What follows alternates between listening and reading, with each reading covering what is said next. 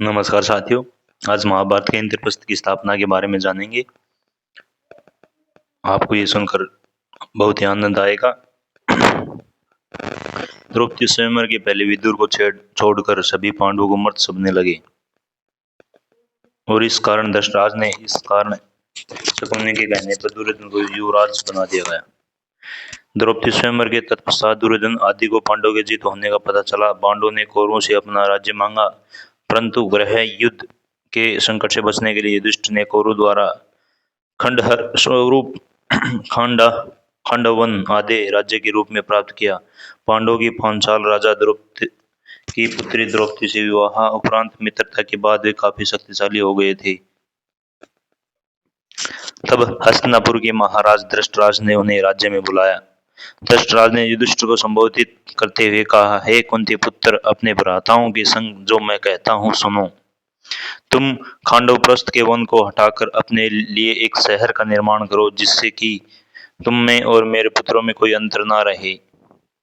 यदि तुम अपने स्थान में रहोगे तो तुमको कोई भी क्षति नहीं पहुंचा पाएगा। पार्थ द्वारा रक्षित तुम खांडवप्रस्थ में निवास करो और आधा राज्य भोगो। धृतराष्ट्र की कथा अनुसार पांडवों ने हस्तिनापुर से प्रस्थान किया। आधे राज्य के आश्वासन के साथ उन्होंने खांडवप्रस्थ के वनों को हटा दिया। उसके उपरांत पांडवों ने श्री कृष्ण के साथ मैं दानव की सहायता से उस शहर का सौंदर्यीकरण किया। वह एक शहर द्वितीय वर्ग के समान हो गया। उसके बाद सभी महारथियों व राजाओं के प्रतिनिधियों की उपस्थिति में वहां श्री कृष्ण द्वापायन व्यास के शादी दय में एक महान यज्ञ और गृह प्रवेश अनुष्ठान का आयोजन हुआ। उसके बाद सागर जैसी चौड़ी खाई से गिरा, सर्व गगनचुंबी चहार दीवारी से गिरा वह चंद्रमा या सूखे मेघों जैसा श्वेत व नगर नागों की राजधानी भोगावती नगर जैसा लगने लगा। इसमें अनगिनत प्रासाद असंख्य द्वार थे, जो प्रत्येक द्वार गरुड़ के विशाल फैले पंखों की तरह खुले थे। इस शहर की रक्षा दीवार में मदरांचल पर्वत जैसे विशाल द्वार थे। इस शस्त्रों से सुसज्जित सुरक्षित नगरी को दुश्मनों का एक बाण भी खरोच तक नहीं कर सकता था। उसकी दीवारों पर तोपें सतगियां रखी थी, जैसे दुमही सांप होते हैं। बुर्जियों पर सशस्त्र सेना के सैनिक लगे थे। उन दीवारों पर वृहत लो चक्कर भी लगे थे। यहाँ की सड़कें चौड़ी और साफ थी, उन पर दुर्घटना का कोई भय नहीं था। भव्य महलों, अटालियों और प्रसादों से सुसज्जित यह नगरी इंद्र की अमरावती से मुकाबला करती थी। इस कारण इसे इंद्रप्रस्थ नाम दिया गया था। इस शहर के श्रेष्ठ भाग में पांडवों का महल स्थित था। इसमें कुबेर के समान खजाना और भंडार थे।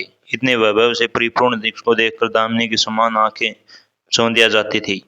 जब शहर बसा तो वहां बड़ी संख्या में ब्राह्मण आए, जिसके पास सभी वेद शास्त्र इत्यादि थे। वे सभी भामाशाओं में प्रांगण थे। यहाँ सभी दिशाओं से बहुत ही व्यापारीगण पधारे। उन्हें यहाँ पर व्यापार कर संपत्ति मिलने की आशाएं थी। बहुत से कारीगर वर्ग लोग भी यहाँ आकर बस गए। इस शहर को घेरे हुए कई सुंदर उद्यान थे, जिसमें असंख्य प्रजातियों के फल और फूल इत्यादि लगे थे।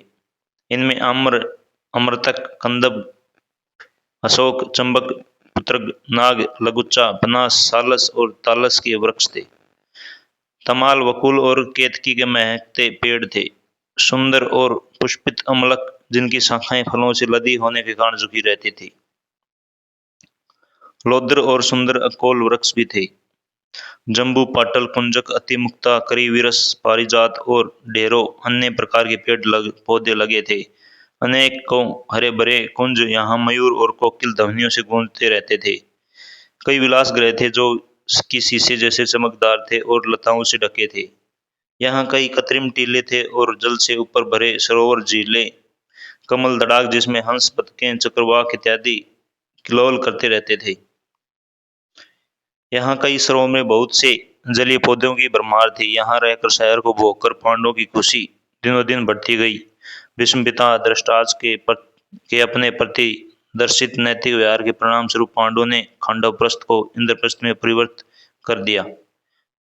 पांडु कुमार अर्जुन ने श्री कृष्ण के साथ खंडवन को जलाकर दिया और इंद्र के द्वारा हुई वृष्टि का अपने बाणों के चंद्राकार बाण से निवारण करते हुए अग्नि को तृप्त किया।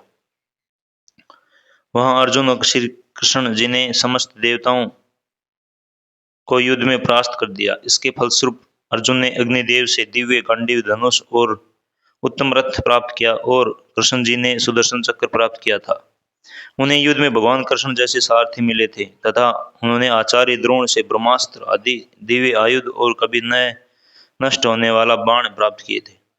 इंद्र अपने पुत्र अर्जुन की वीरता देखकर अति प्रसन्न हुए। इंद्र के कहने पर देव शिल्पी विश्वकर्मा और मैदानों ने मिलकर खांडवन को इंद्रपुरी जितने भव्य नगर में निर्मित कर दिया, जिससे इंद्रप्रस्थ नाम दिया गया। आपको ये जानकारी अच्छी लगेगी। धन्यवाद साथियों।